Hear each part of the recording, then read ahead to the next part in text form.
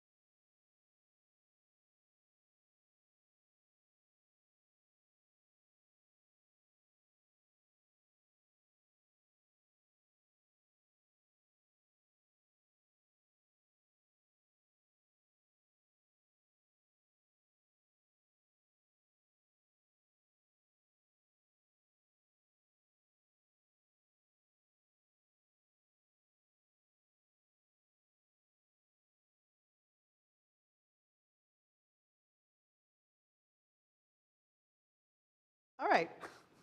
So, welcome everyone. This is our second public event in Bach Institute 2024.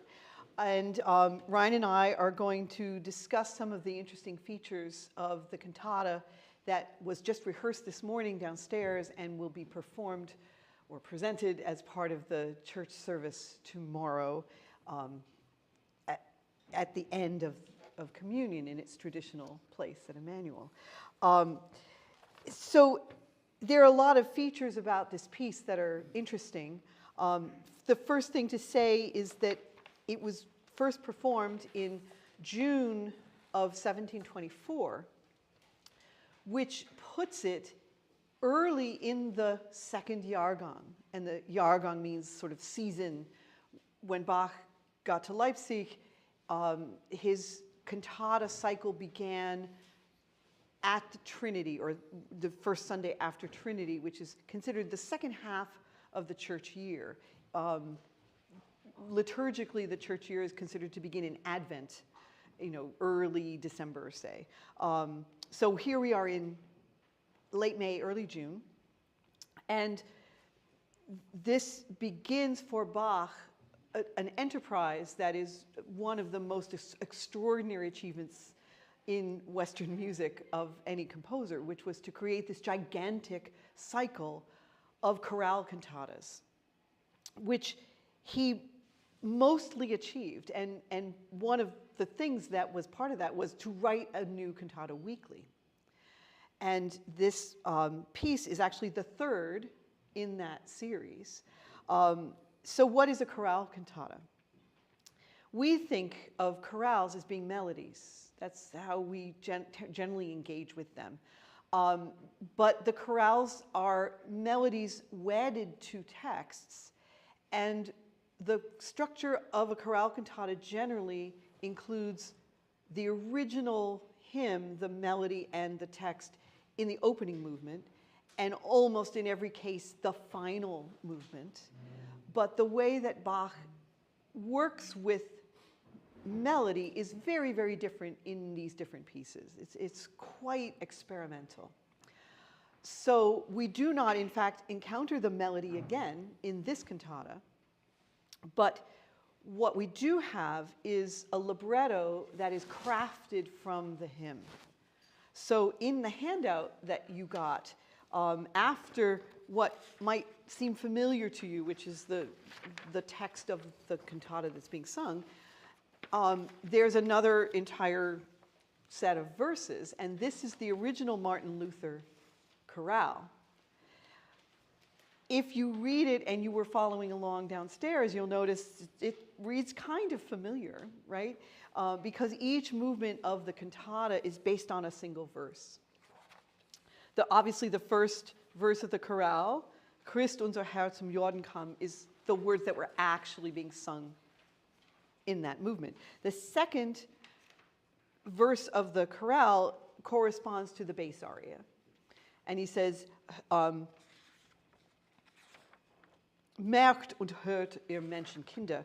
But the text is, so hört und merket alle wohl.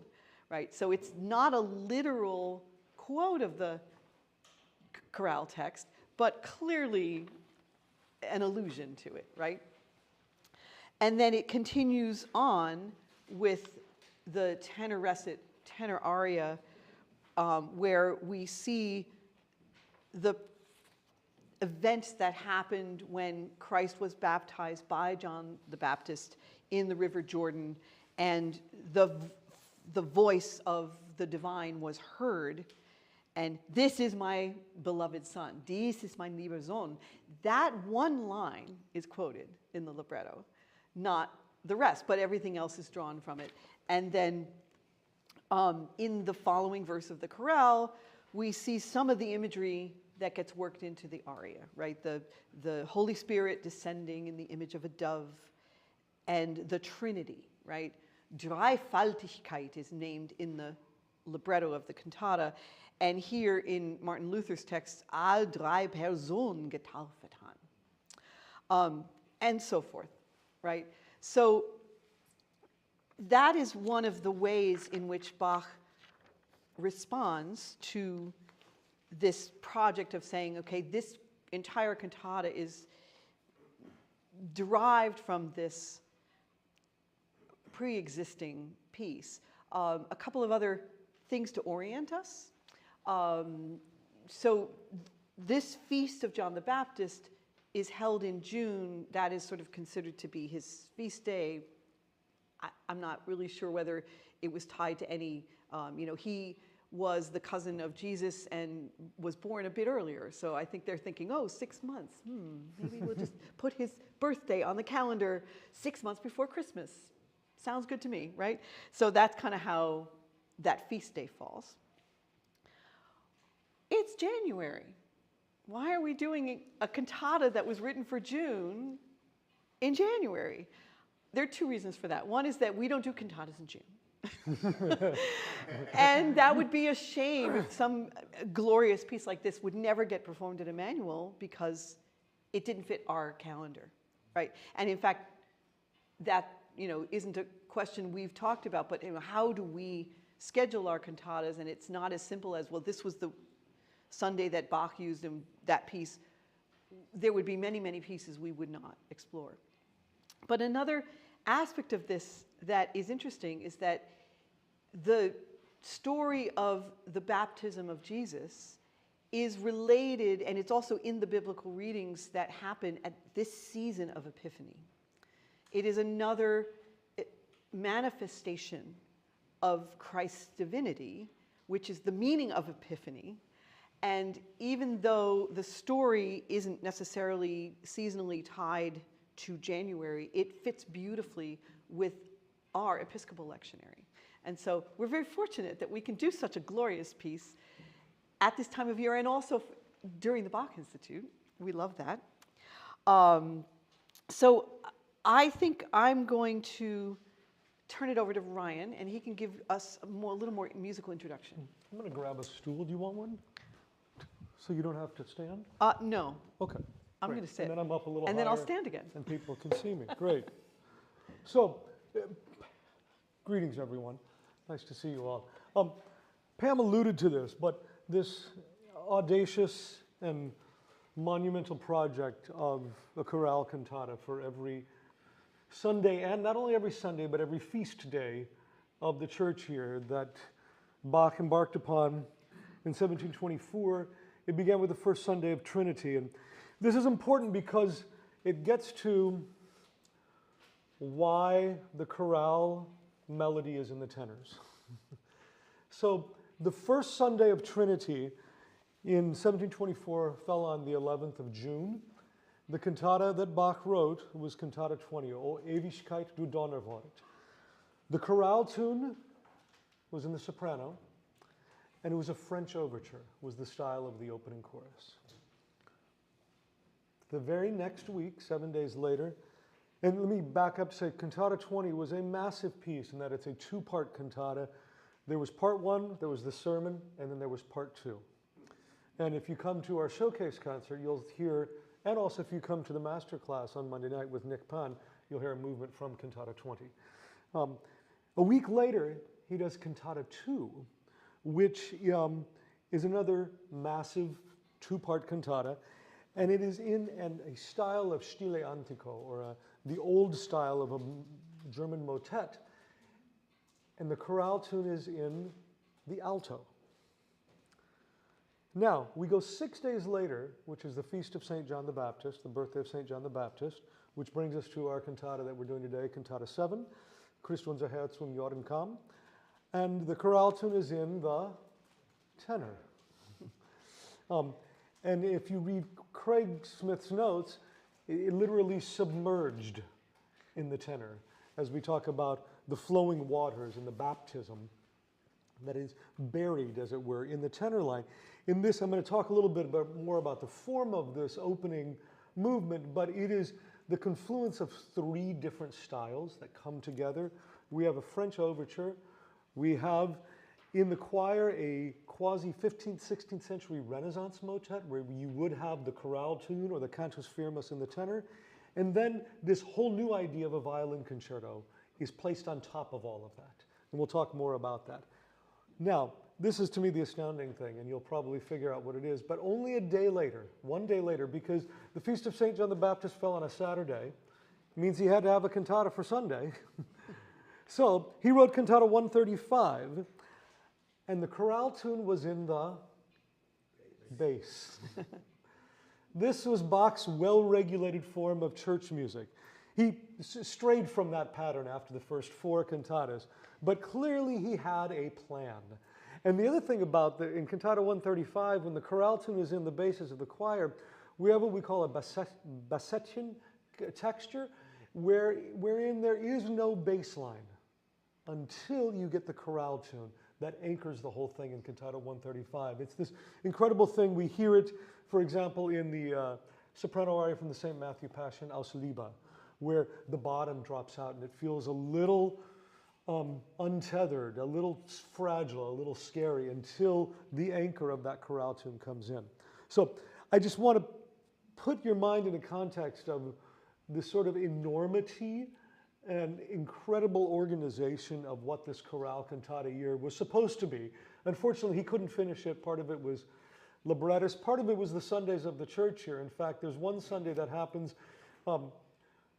only once every 11 years, which is where we get the Cantata Wachet auf, Cantata 140, that he then added to the cycle, and I'm going to get, I believe it was in 1737, almost 13 years later, because that Sunday came up. In any case, so that was his way of completing the cycle many years later. So now we do have a full church year of chorale cantatas from Bach. But going to our cantata today, Cantata 7, I mentioned this opening chorus, which really is, to me, astounding the way he layers these three different things happening at the same time. So we have the French overture, which would have been sort of a representative of a sort of processional entrance. In opera, we started with the French overture often. And there's this feeling of, you know, here Christ our Lord is coming to the Jordan. Papi, papam, papam, very noble procession that we hear of Christ coming to the Jordan to be baptized. At the same time, the violin concertate, the first violinist, is playing essentially a violin concerto. And it's this technique of bariolage on the violin that has all these string crossings, and it's meant to represent the raging torrents of the River Jordan, and this unrelenting torrents, which also represents our unrelenting sin. And you hear ya-ta-ti-ta-ti-ta-ti-ta-ti, and it never ends. It's constant throughout the entire movement. And those of you that were in rehearsal, one of the things I was trying to do most of the time was to make sure that our rhythm was unyielding, because Heidi, our violinist, when we first started, was having to adjust, and she has this, you know, running river of sixteenths. And then when the choir comes in, as I mentioned, we have this sort of 15th, 16th century archaic Renaissance motet that almost happens, where you have the tenor line singing the cantus firmus or the chorale. So one of the things that this Bach Institute about, and that Pam has talked a lot about, and both of us have, is the element of time in Bach. And here we have the confluence of essentially three different eras happening. We have a 15th, 16th century motet. We have late 17th, early 18th century French overture. And then we have what at the time was a brand new idea of a violin concerto happening in his third cantata of that season. So pretty astounding. Before we even, you know, we get through the first 8 bars, this is what they're hearing.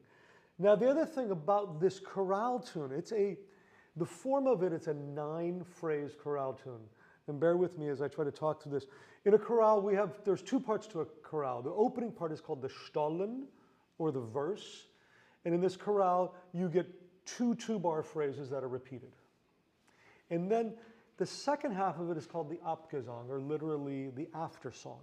And this Abgesang is a 5-bar phrase, which dictates the form that Bach must follow, essentially, for his chorale cantata. I mean, one of the things that's great about a chorale cantata is that the form of the chorale tune dictates so much of what the opening chorale fantasia is going to be like. That explains the length, the sort of epic length of this opening chorus that you heard. And the way Bach structures this is that there is a longer interlude, a longer instrumental ritornello that gets us to the Abgesang, or the after song, the 5th phrase. And then we have 5 more phrases that go on from there. The other interesting thing that he does is the chorale is, excuse me, I shouldn't eat right before I speak. The chorale begins in E minor and it ends in B minor. It ends in the dominant, but the opening chorus doesn't end in the dominant. It ends in the relative major of this minor. So we start in E minor and we end in E major. So the way Bach makes that happen, the very last note of the chorale tune is extended by the tenors, this B that then becomes the dominant of the major. And that's the way he gets us back to this sort of thrilling E major where you feel like, oh, the baptism has happened. And that's how this opening movement. Can I jump in? Please, yes. So I just want to talk a little bit more about the structure of this melody, which is fascinating in itself. And is modal. Exactly. So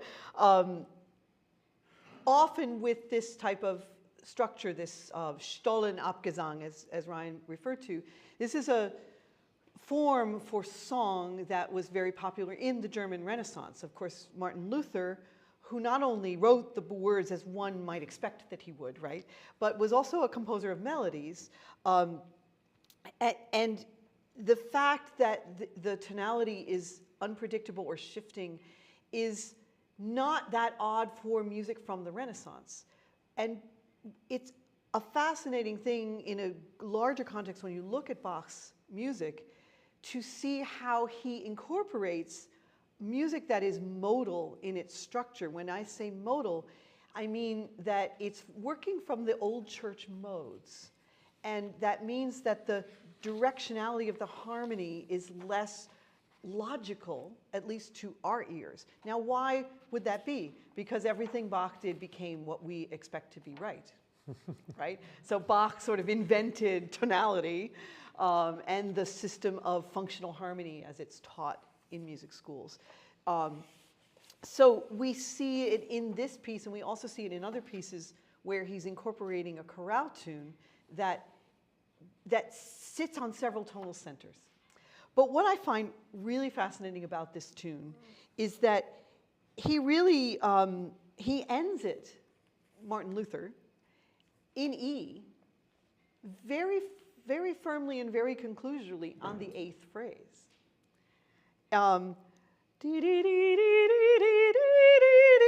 Is the opening, and then the 8th phrase is really, shouldn't that be enough? Done. Right? The last phrase. So it's not just sort of like, oh, I think I'm going to shift here. He jumps an octave. The whole thing is transformed. And it's a very aggressive sort of repitching and redirecting of the phrase. In the first verse of the chorale, we're talking about the history. Christ came to the Jordan. And then in the kind of language that Martin Luther can do better than anyone else, he just gets down to a very colloquial register, meaning tone of speech. Christ, because of his mission, and he wishes to draw a bath for us. Stiften uns ein Bad. Right? This kind of speech that you don't normally associate with church, right? He's going to draw a bath for us to, wash us from sin and drown bitter death. Ersäufen, again, very powerful graphic language, through his blood and wounds. And again, okay, I get it. Baptism is a symbol of being cleansed. And then that wonderful 9th phrase. It permitted a new life. So it's transformative. The fact that the melody jumps an octave, this is Martin Luther preaching in notes, right? Something that we normally associate with Bach. And so it is also fascinating to see how Bach takes that structure and that energy, particularly last line of every chorale verse, and turns everything around. So that's what I wanted to say. Mm-hmm. Yes, and because of the tessitura of the phrase, there's also this sort of brilliance to it that catches our ear. Yeah. It's the moral of the story, essentially. And then it leads us into, in the bass aria, which was the last thing in our rehearsal that we rehearsed, when Will, the bass, and I talked about it, it's the thought of it almost sermonizing in a way. There's a preacher element to it that exhorts us to action. And the text is, "Mark and hear, you humans, what God himself calls baptism." And in the opening continuo line,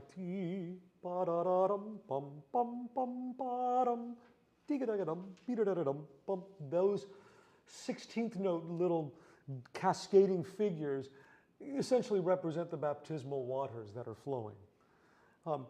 And the thing that I find interesting about this is there's this real sort of Lutheran doctrine about what this piece is. One might even say Lutheran law or Lutheran canon. And indeed, there is a musical canon that happens in this. When the bass comes in, so we get this opening motive.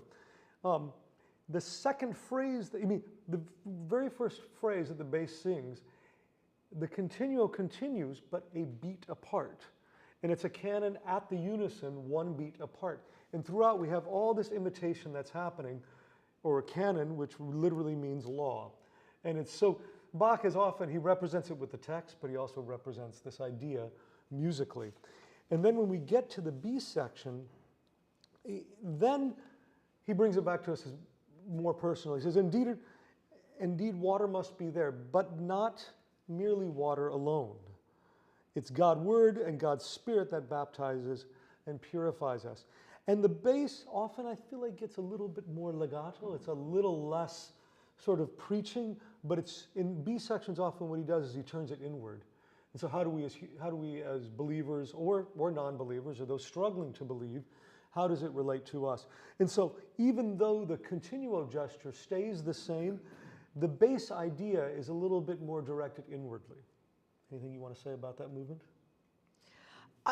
Just to point out, if you do read the original chorale text again, you see that as a doctrinal statement, you know, this hymn that Martin Luther composed for his new Lutherans to sing and absorb, he's really laying out the theology. This is a bedrock theological principle of how we must think of this sacrament, this basic sacrament. Why baptism is so essential. And it's really going way beyond, oh, we're celebrating John the Baptist, what a good guy, or, oh, how amazing that Jesus himself received this. But now we really must think, what does this mean to us? And why is it so essential? And I think some of that is inherent too in the reworking of the libretto, because if you compare it to the actual chorale text tune, it's a little prosaic and heavy laden with doctrinal theology.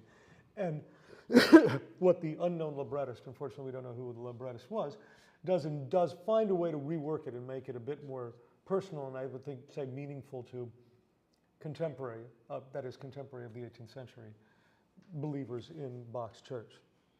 Then we go to the third movement, which is this tenor recit, and there's really this sense of imagery of the founding of the church, and even to some degree imagery of speaking in tongues to some degree in this. One thing I just want to point out in this recitative, and I tried to do it in our rehearsal, is there is a direct quote, and if you look at this handout that Pam gave us of the libretto, that in what Pam does is when there's text in bold, that is a direct quote of the chorale text. And so throughout these chorale cantatas, we always try to find a way to musically highlight when it's a direct quote. So what we did in this case is we often in these secco recitatives, the organ and the cello play a chord, release it, and they get out of the way and let, in this case, our guest artist Nicholas outline the harmony and narrate the text, as it were. In this spot, and we tried a few different things, and I think that actually Nick helped us find, I think, what was the right solution, where we sustained throughout that entire bit of text. And it was a way to highlight that this is a text that's being a direct quote from the chorale text.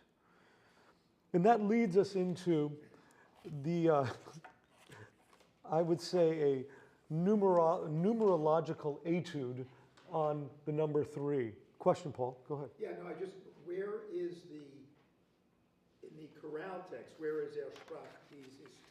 My knee goes on. So you need to look into the third verse of the chorale. That's the last verse on that second page. And it's the 5th line. And if you'll notice, it says Sprach, and it says das ist, but in the libretto says dies ist, and the fussy editor of the text did not put the word dies in bold, only the other words, to show that that is the one word that is not a direct quote. Yeah. I just hadn't found it. Yeah. Great. So this aria, the 4th aria for tenor and violin duet, is this wonderful moment of using the number 3. And I'll get into the sort of numerological weeds, and then we'll come back to talk about the text a bit. But so we have an aria that's and in the score it says 3/4 and 9/8, right next to each other. And we have essentially so that's right there alone, there's 3, 9/8 divides into 3 beats divided by 3/8 notes, 3, 4, and 3. We have essentially a trio sonata in that it's 2 violins in continuo, again 3, and the tenor's just a guest. We let him be part of this trio sonata. And this is a unique form in that it's not a da capo aria, it's not a bar form aria, but it's in 3 almost equal and somewhat identical phrases. Again, the number 3 representing the Trinity. And the text here, and there's such incredible text painting, talks about the spirit of the dove descending down. And that's how we see the Spirit of God is in this spirit, the dove descends. And we get an ascending figure at the beginning, which very literally one could say it is the beating or the flapping of the dove's wings that we hear in the violins. And then there's imitation that happens, and the second violin does the same thing. After the very first vocal, the big vocal section, the text changes. It says, Der Geist erschien in Bild der Taube. The Spirit appeared in the image of the dove. And when that happens, the violin figure gets inverted. Instead of it being this upward, it goes, and it's this cascading idea of the dove, the Spirit coming down in the form of the Spirit of the dove. And that's one of the things in the rehearsal we worked on, is this, again, this triadic or this three structure where the first violin does it, the second violin imitates, and then the continuo get this one fantastic moment where they imitate it as well. We worked on having the articulation match that as well. The other thing I'll say about this aria is that there's also this inherent tension between 9/8 and 3/4. And that is that in 9/8, which is a compound rhythm, you have 1, 2, 3, ta ta ta ta ta ta ta ta ta ta. In 3/4, where the pulse is the same, you have bop bop beep bop bop bop bop and 2 and 3 and there is throughout this line damit wir ohne Zweifel. It says der Geist im Bild der Tauben, damit wir ohne Zweifel Zweifel glauben, that we may believe without doubt. Ohne Zweifel. However, Bach gives us a ton of doubt in the tension because the violins and the continuo are clearly in this 9/8 lilting thing, and the tenor is struggling. Damit wir ohne in 3/4, and the tension between the duples and the triples is where we actually hear, even though he's saying we're going to believe without doubt, he's not there yet. And may I? I'm sure you want to. One of the things that I was hoping that we could engage in my exploration of Bach and time is this exact sort of metrical juxtaposition. But it's also the doubt line, but it's also this, what might we doubt is whether or not Jesus was baptized as a true human, right? Damit wir ohne Zweifel glauben that he was baptized, wahrer Mensch getauft, right? And it's not the only time that we can look at a piece of Bach and discover that if the triple divisions represent divinity, the duple divisions represent humanity. And I think what we also see in this movement is the double nature of Jesus, that we see his humanity in the duple and his divinity in the triple juxtaposed upon each other. So that requires that, you know, there's a lot of complexity in the score, including not just simply da da da da da da da, but da da da da da, which is notated conventionally as a dotted 8/16. And if that sounds like I'm speaking Greek, don't worry. That doesn't always imply 3, but it's understood and conventionally done that that just means a long note and a short note. Just make it fit, right? Sometimes, especially in Baroque music of this era, even da da da da da would just what sometimes people call swing, right? It was da da da da da. It would just make it work, make it fit, right? But it's so clear that that's not what Bach is intending, partly because he writes 3/4 as one of his time signatures, and partly because the way the music is on the page, you know those have to be even, right? So he's sort of forcing that. He's saying, we have to have the duple and the triple juxtaposed against each other. It's extraordinary. You know, this is the kind of thing that we normally wouldn't associate until Stravinsky, right? And there, I believe, are debates in Baroque music worlds that maybe a Baroque musician would never have done that. They just simply would have gone along with the swing, right? But I can't turn away from this theological message that Bach, in a very different way from talking about, say, eternity or the fleetness of existence, those are the time things, that he's using time here to make a theological point.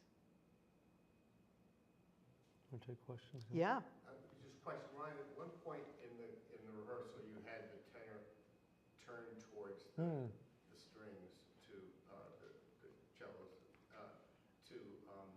so he would sing more directly to them. Was that just something to get them together the Exactly. way you wanted to? It was just about, we were having a moment of, one of the things just acoustically in that space is that it can be sometimes hard for the continuo to hear the tenor, especially when or whoever the singer is, when their sound is going out. Yeah. So sometimes I'll just have the singer, can you turn and sing to them so they hear, and they need to hear once what they're doing, they get it together, and they're fine. So that was just to help ensemble. I didn't know if that was somehow at this particular point. I wish it was deeper than that. It was just about coordination. Sorry. Yes, another question. So Pam, you put the rhythmic contrast together in tension, but the final iteration of Gentleman's Fight for the Glauben also, as I recall, put us into some harmonic territory that was quite unstable. Oh, yes. And I was wondering if you had any thoughts about that. So I think that that wonderful moment where the harmony starts to sort of crunch together and reach a sort of point of ultimate tension, I think that is a depiction of the word doubt.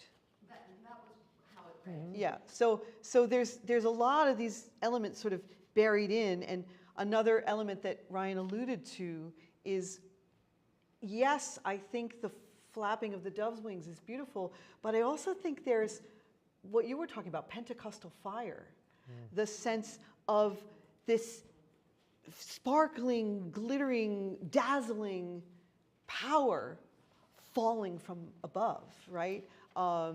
This Shekinah, the Shekinah glory that is talked about in Baptist traditions and other traditions, as if in the Transfiguration, right? When Jesus' divine nature is revealed on the Mount, but also in this moment, it's often considered that it suddenly becomes apparent, also in the voice that is heard. But I think that Bach is using this dazzling, stunning, very, very high texture of the two violins, obviously more than an octave above the voice singing, to give us that sense.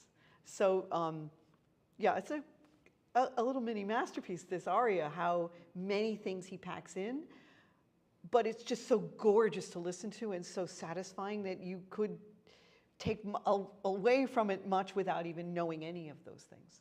Yes, Yeah. in the back, sir. So just to speak to your question about that moment of harmonic instability, Yeah.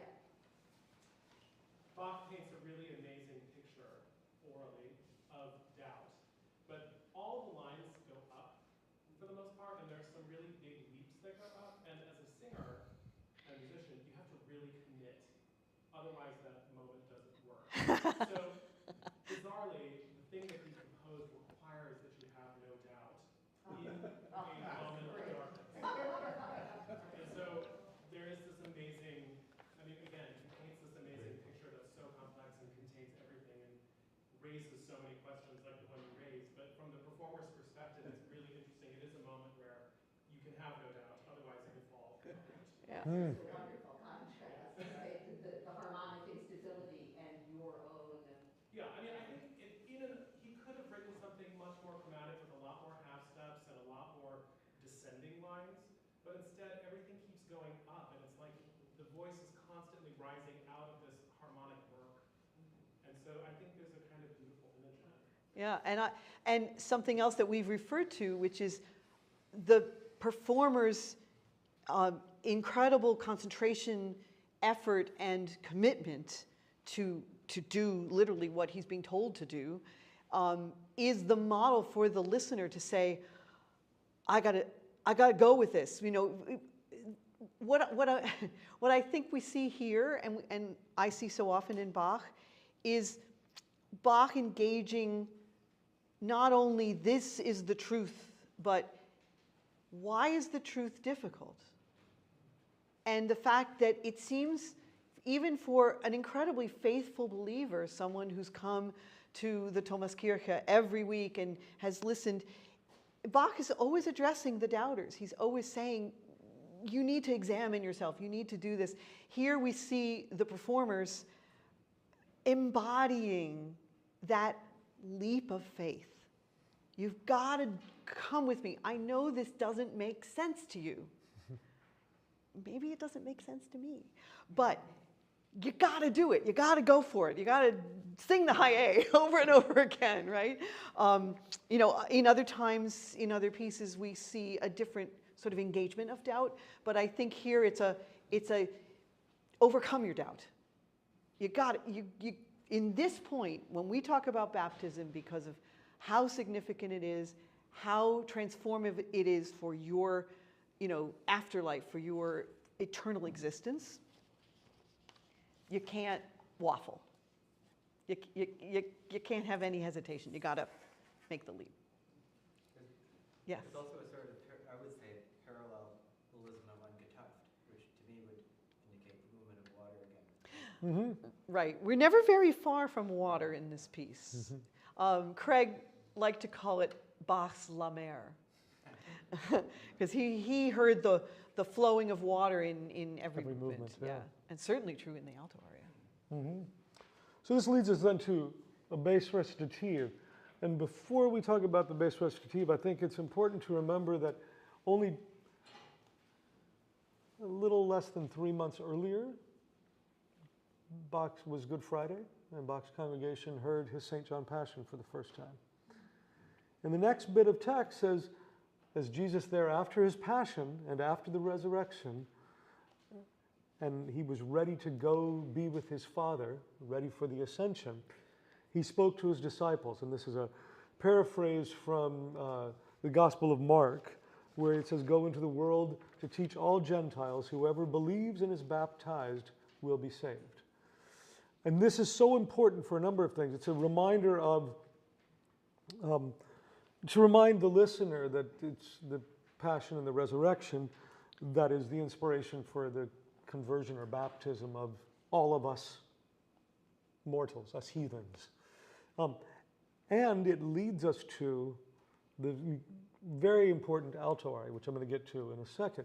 But one of the things I'll say about this is that we have in the first 5 measures sparse chords coming from the string section, and sometimes even untethered. And what I mean by that is there is one spot with that, 2 spots where the bass doesn't play. It's just the upper strings. And I think this is trying to replicate a sort of somewhat of a secco recitative at that moment, until we get the biblical quote, or the paraphrase of the biblical quote, which is, Geht hin in alle Welt, go out into the world and prophesy and teach everybody about this. And at that point, there's, again, a little canonic figure. And what I mean by that is there's imitation. Geht hin in alle Welt. The bass sings and the strings play bom, bom, bom, bi, bi, a direct imitation of it. And we go back to this canonic thing. And incidentally enough, it's the bass again. In the first aria, the bass sang, sort of preaching to people, and there was canonic material in the continual back and forth with them. We get the canonic material again with the bass, who is again, in a way, preaching, telling everybody, go out into the world and tell everybody. And we hear, I would say, shades of what is to become a number of the Jesus recitatives in the St. Matthew Passion. We hear him, especially in the second Jahrgang, and I think we talked a bit about this last night, so much of the cantata repertoire is Bach working out material. Trying stuff out to see what works, what doesn't work, experimenting all the time. And this is one of those examples. And we hear later on, and in fact, our bass in the Bach Institute is singing an aria from Cantata 56, which has similar sort of accompanied recitative ideas in it as well. And this leads us directly in a unique way into the alto aria. There aren't, I can only think of maybe 2 or 3 examples of an alto aria or any aria that begins straight away without an instrumental ritornello. We're used to hearing the orchestra play some sort of introduction that most likely presents the thematic material that the singer is going to then perform. But in this case, it just, boom, starts out headlong with the alto singing. And I think that's very much intentional because this is a message that Bach wants everyone to hear. And the message is, it's a sort of, in some ways, a commentary on the bass recitative, but incidentally, it reminds me of the cantata they would have heard 6 days before, Cantata 2, the alto aria. There are similarities. I don't think this would have been completely foreign to had they been in church 6 days earlier. But the message is, people believe this grace now so that you do not die in sin. This is the sense of, this is an important message because we don't want you to die in sin. And we don't need this instrumental introduction. We need to hear the words right at the beginning because of the importance of them. And then the second phrase that she sings, Menschenwerk und Heiligkeit gilt vor Gott zu keiner Zeit, is the important, the crux of, is the sort of a crux of Lutheran theology, that salvation is achieved not through works and deeds, but through belief and faith. And so she says here, human deeds and holiness matter not at all before God. And that is the important thing, and I think that's why so much of the time the alto is singing without accompaniment. When there's an important thing that Bach wants to get across, he drops out the strings and the oboe d'amores altogether, and she sings alone. And then the third big phrase, where it says, Glaub und Taufe macht sie rein, faith and baptism purify, and then sie nicht verdammnis, so that you are not damned. This was an interesting thing. We talked about this in my rehearsal with Kay, our alto soloist. The tessitura is very low for the alto here, and he adds in the full band playing. And the alto gets drowned in the texture. It's hard to hear the alto. And I was in the rehearsal with our soloist Kay, and Pam was here as well. And Pam and I have often had this discussion about, often Bach intentionally covers the singer. And your job is to, are you supposed to fight to be heard? Am I supposed to bring the orchestra down so we can hear the singer? Or is that the point? That there's the difficulty of it, that you are fighting but not succeeding. And this is one of those moments where I really think the water imagery comes back and the singer is drowning in this, in the sound and fighting to be heard.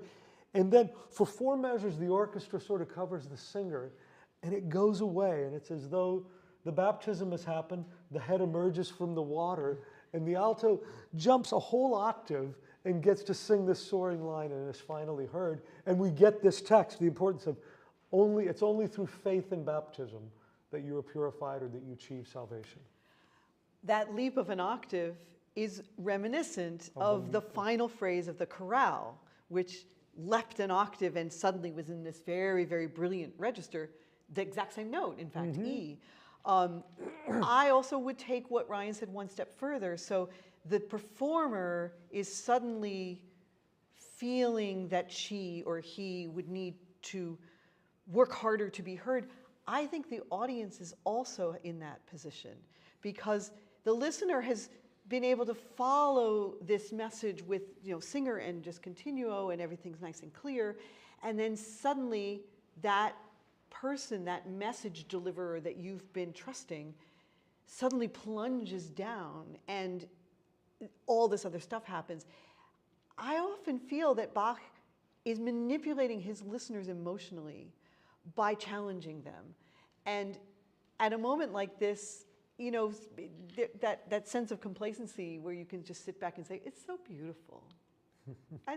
I'm enjoying this. It's so lovely. She has such a lovely voice, right? But then you're like, wait, I have to, and you're engaged, right? You suddenly have to lean forward. You have to listen. You have to strain to hear.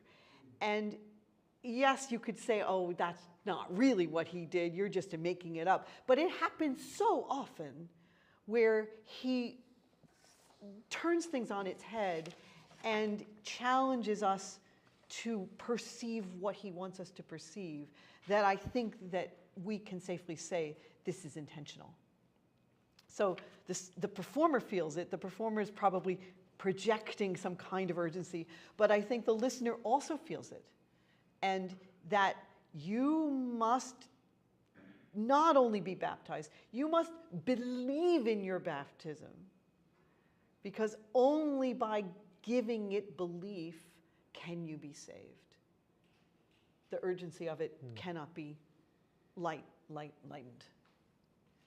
And that leads us to the final chorale, which is, for most parts, almost a direct quote from the actual chorale text. It's very, very similar. And back to this the ninth and final phrase that leaps up the octave, it all, again, the text could end there, right? Because we talked about all these, the blood of Jesus Christ is a red stream colored with Christ's blood that heals all the injuries that we have inherited from Adam. Done, right? But then he says, or that we brought on ourselves.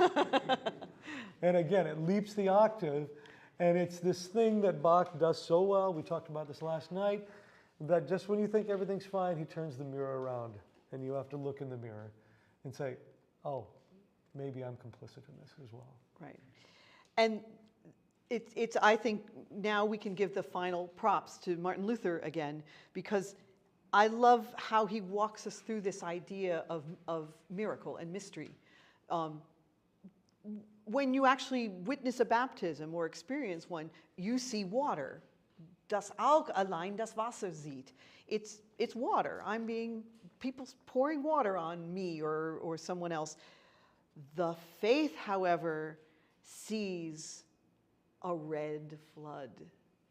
So the Spirit's eye, it's not water they see, but the blood of Jesus Christ. So just in this very stark imagery of the transparent water and then the red blood.